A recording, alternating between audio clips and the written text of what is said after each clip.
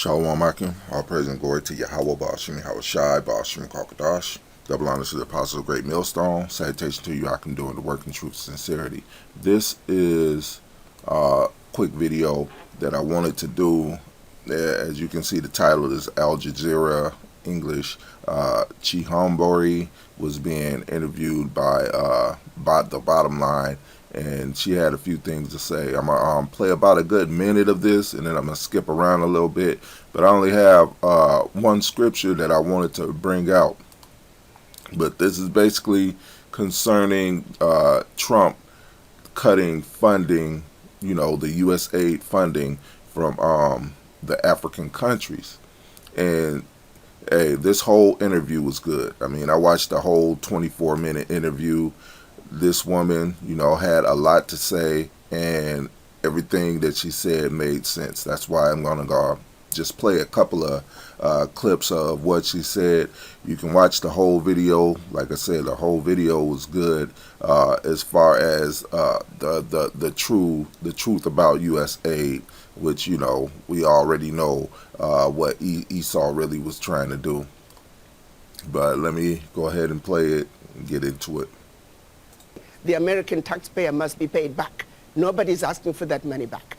But what they don't tell you is that Africa, through exploitation of its resources by the Europeans, was actually a much, much bigger contribution to the European recovery post-World War II. Nobody talks about that. Why does such a continent that did so much to help Europe recover continue to be so poor? Let's be Now, that was the first point right there. Why is a continent that did so much to help Europe continue to be poor? And she goes into it even more. realistic here. Let's not talk about peanuts. Africa does not need the aid. What we need is for those who are exploiting Africa to stop. Africa has everything it needs. If Africa could have contributed as much as it did to the recovery of Europe post-World War II, why wasn't Africa equally developed? Right. Why wasn't Africa equally developed? Because there's one scripture that says that. This is John 10:10. The thief cometh not but to steal and to kill and to destroy. I am come that they might have life and they might have it more abundantly. So why is it underdeveloped? Hey, the thief only come to kill and to steal and to destroy. And I wanted to play another part of what she said. I'm going to start right about here and play this. We're talking about is going to happen in a lot of institutions. Do you worry that Africa will be worse off without those institutions? No, those institutions were created after the Second World War. United Nations, it took 4 weeks to create the United Nations. Why? In order to help the recovery of Europe. The World Bank, the IMF, it took 3 weeks to create them after the Second World War in order to aid in the recovery of Europe from its own self-implosion and destruction. So no. These institutions were not created to benefit the developing world. To the contrary, they were built to steal from the developing world. Their success is based on the failures of the developing nations where they have been stealing from. So no. We must celebrate what President Trump is doing by exiting the United Nations, by exiting the World Health Organization. We need the U.S. to exit the World Trade Organization because they are doing nothing on the African end. They are giving a blind eye to blatant exploitations, unequal, uneven trade policies that are hurting Africa. You take, for example, cocoa. Majority of the cocoa coming out of the world comes from West Africa, and yet it's only recently that African nations were allowed to add value to their cocoa. The World Trade Organizations, we may have a sister in charge. Right. What? And basically, it pretty much ends there because she was cooking, She was getting straight to the bottom line for real. And I know that devil was cooking too, hearing it, because, hey, over there on the African, quote-unquote, African continent, Esau been stealing resources ever since they got their claws into it. And like she said, it started after World War II. So Esau really, really dug its claws in after World War II and started stealing every resource they can, basically paying them, what was it? She said 8 cents, for 8 cents for their uranium and selling it for 300, something like 300 billion or $300 on the open market for an ounce or something, 8 cents an ounce to Africa to dig, and selling it for $300 an ounce or something like that. It was some crazy number. But yeah, hey, it's like the scripture said, the thief come not but to steal, to kill, and to destroy. But when you look at the articles, on this USA leaving, you see articles like this: Trump's permanent USA cuts slam humanitarian programs worldwide. We are being pushed off a cliff. And you see the USAID workers looking all sad, which is bullshit, because most of them were undercover agents and shit of America's alphabet community, not the gender one. I'm talking about the other alphabet community, the police one. So, and most of them were just agents of those communities. But then you get to understand it even more when you read down at the article.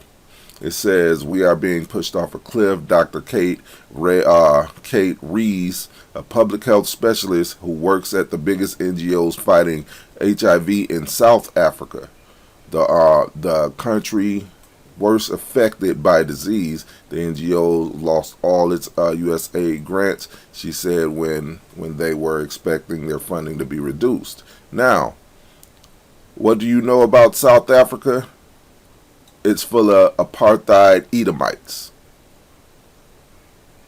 So basically, the only people they were really aiding in Africa was South Africans, which are all Edomites that stole land from, the Africans. So that's all bullshit right there. And then you read other articles like this one that says the end of USAID is an opportunity for Africa.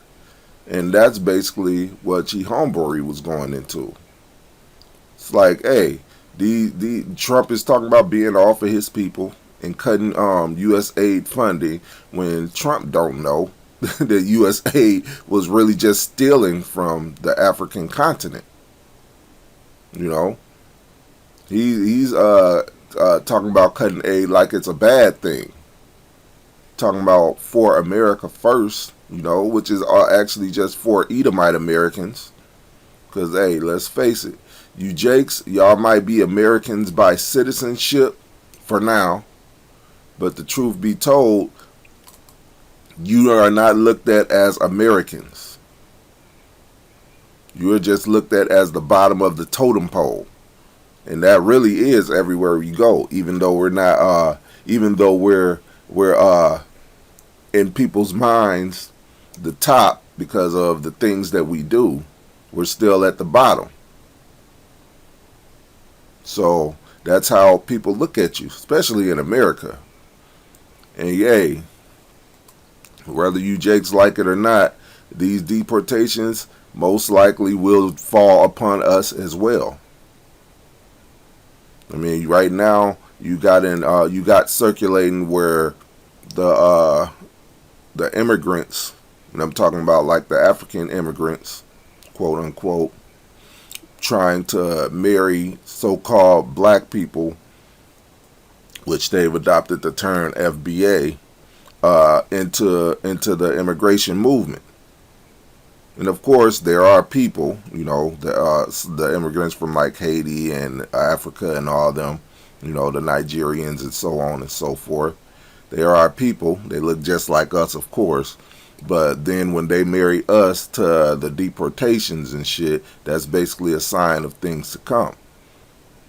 All these mass deportations, ICE running into people's homes and shit, they're going to try to link us to it as well. Hey, it's just gonna happen. I mean, if you know these devils' true agenda, which is basically to make Edomite America Edomite only, hey, and put everybody else under their thumb, basically in slavery, then you understand that they're gonna marry us to that movement as well. These devils never have anything good to do with you Jakes, man. And you, hey, sooner or later, you Jakes gonna realize it, either by your own choice or by force. And when you learn it by force, it's gonna be too late. But yeah, this video was a good video. You know, Al Jazeera is a news report. As you can see the title right here. Hey, if you brothers want some, you know, want a little information on these devils exploiting Africa, you know, with their USAID programs and other NGO programs, hey, you might want to watch it. It's only a 24-minute video. It's pretty good, nice to check out. And you know, I'm just gonna leave it there. And with that, I hope you were edified. Till the next time, all praise and glory to Yahweh, Ba'ashem, Yahweh Shai, Ba'ashem, Kakadash. Double honors to the Apostle of Great Millstone, and salutation to you, Akim, doing the work in truth and sincerity. Till the next time, Shalom.